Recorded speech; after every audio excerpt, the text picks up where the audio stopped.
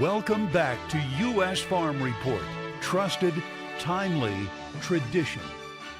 Well, June is Dairy Month, but this year there's not as much for U.S. dairy producers to celebrate. Milk prices have plummeted and some are even having to dump milk.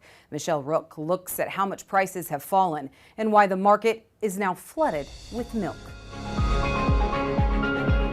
Milk prices have fallen substantially from some of the record prices dairy producers saw in 2022. After hitting a record high for Class 3 fluid milk in April 2022 at nearly $26, spot month milk futures have plunged to new contract lows, hitting $14.93 per hundredweight on Thursday. Last year was close to almost $10 difference on the milk price, and right now we're overproducing from the processing side and for the use side. With the flooded milk markets, much of the upper Midwest processing capacity is maxed out, and some producers have even had to dump milk. A Minnesota dairy producer sharing this video on June 2nd. Processing plant can't handle all the milk from everybody apparently for a couple of reasons. They have too much apparently, and they can't get nobody to work.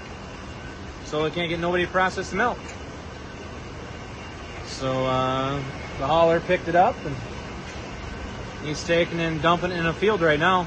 Unfortunately, processors don't see any signs of when the tide is going to turn. The glut of milk is coming from overproduction, plus fluid milk sales have declined dramatically, especially with schools closed for the summer. Exports have also slowed off their record pace.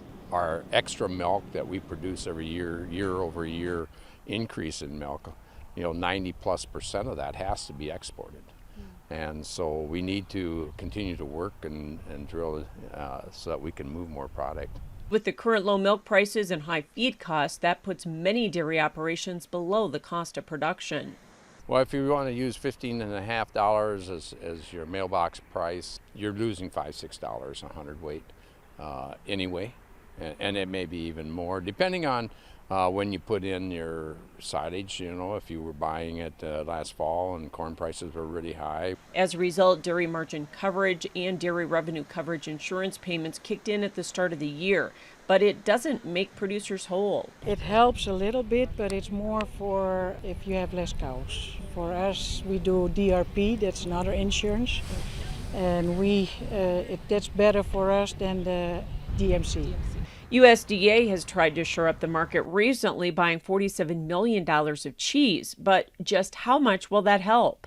Is it enough to really push the market? I doubt it myself, but then it only takes that very top extra that will push the market down. So we hope that it will have a positive influence.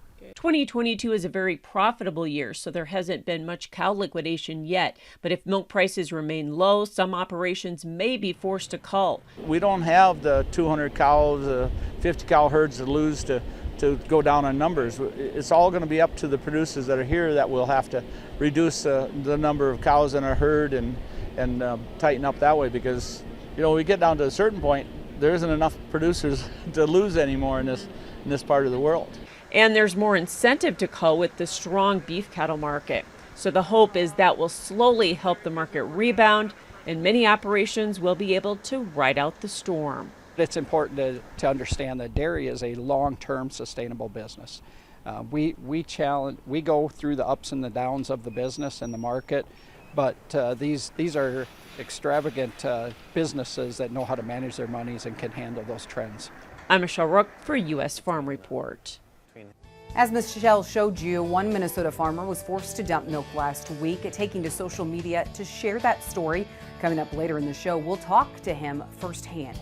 But first, Brazil is set to take the helm as the top corn exporter in the world. What does that mean for the U.S.? We'll ask analysts next.